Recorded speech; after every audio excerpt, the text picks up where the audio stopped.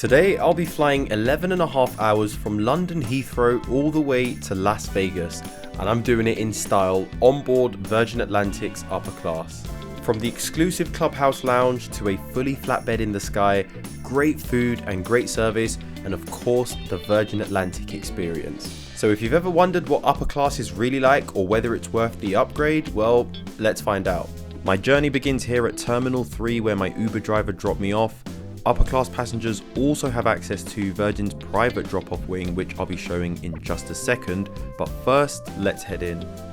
As you make your way through, the ground floor is where you'll find everything you need to check into your flight, no matter the cabin you're traveling in. I didn't need to use the upper class check-in today as I'm traveling quite light with just hand luggage. And if you're arriving by taxi, Virgin offers the exclusive and ultra luxurious upper class wing. I'll be taking you there in just a moment, so if you're enjoying the video so far, give it a thumbs up and let's head over to the upper class wing. So after you've come up the escalators, you'll be greeted with the private security wing for the Virgin Atlantic upper class customers.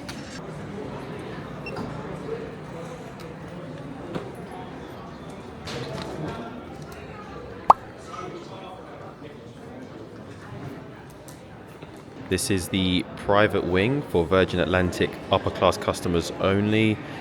Very calm in here. I think I put the wrong drop off on my Uber, otherwise I would have come through this way, but yeah, it's really nice in here. I could get used to this. I of course couldn't film the express security check, but it was the smoothest security I've been through, and I have to give credit to the staff at Heathrow because, well, they're usually friendly, but today they were extra friendly. And normally I would hang around duty free, but I was desperate to get to the Virgin Clubhouse lounge.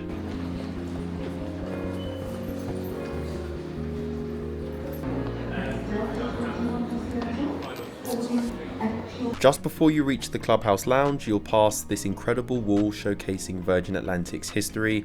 It's a timeline of the airline's journey featuring iconic moments alongside the evolution of the Virgin cabin crew's uniform over the years. Boarding at gate number 20.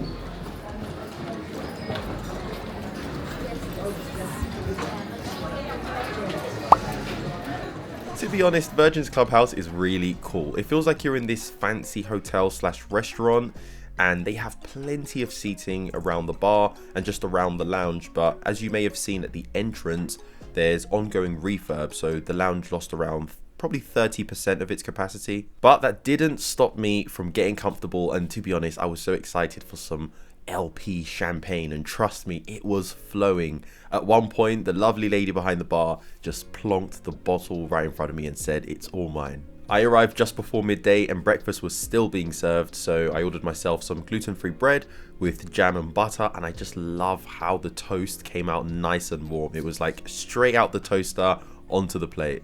The menu online had a wide range of options, from a full English breakfast to vegan options, and you could also just wander up to the salad bar and grab yourself something to eat.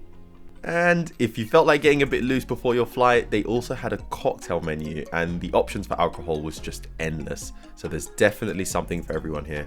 The last time I was in the Virgin Clubhouse, they had these Peloton bikes, but I think due to the refurb, they've probably had to get rid of them.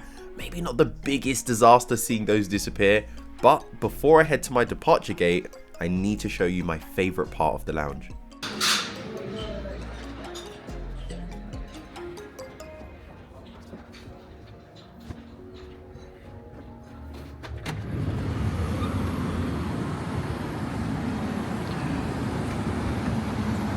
I'm not sure how many lounges in Heathrow offer this kind of view, but it's spectacular. You get to see all the planes. There's some Virgin Atlantic, Delta Airlines, American Airlines. Oh, there's a plane actually taking off right behind me. I'm not sure if you can see that, but yeah, this is such a nice place to be, and I think I'm gonna stay here for a bit longer. There we are, Las Vegas. Let's head to the gate. It's now showing go to gate, so I'm walking a little bit quicker now. Today's flight is on the Boeing 787-9 Dreamliner, famous for those iconic banana seats up front. In business class, you've got the herringbone layout where everyone gets aisle access, and yes, it's feet central out here.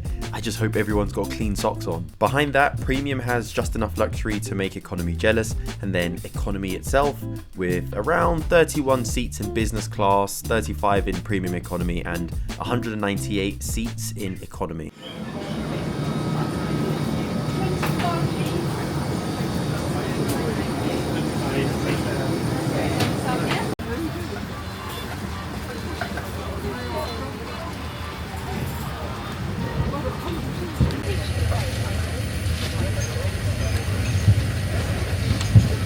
Champagne, please. Thank you. Go. Thank you very much. Hello, madam. Welcome back. You're very welcome. I'm just about to change into some joggers so I feel a bit more comfortable, and then I'm going to give you a seat tour. Alright, this is Virgin Atlantic's upper class seat on the Boeing 787-9 Dreamliner. The seat itself is wide and pretty private once you're settled in, with loads of personal space around you. You've got a large tray table that slides out from the side, plus plenty of storage for headphones, laptop, and other bits that you might want to keep within reach.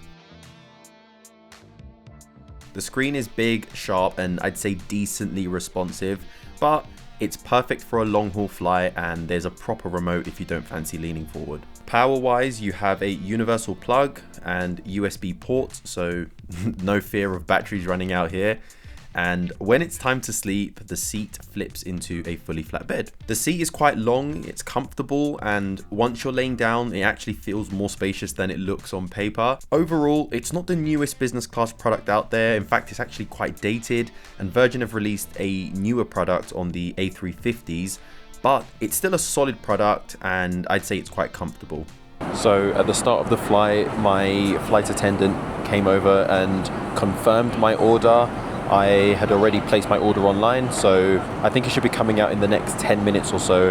I can smell the food and it smells pretty good. And so far, the flight has been very smooth. The flight attendants have been really attentive, as you would expect. I was delivered a glass of Laurent Perrier, and yeah, I'm gonna relax until my food comes.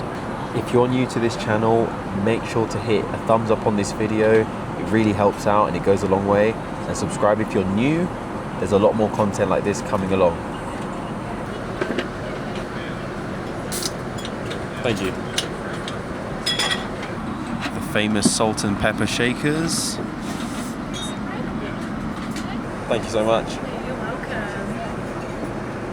And there it is. That looks quite nice.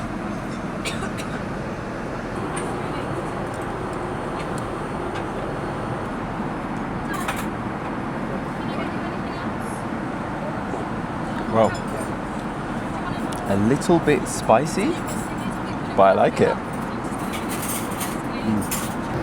Thank you very much. I have to say, the fish tasted really good. It was quite soft and it had a lot of flavour, and the presentation was just top notch.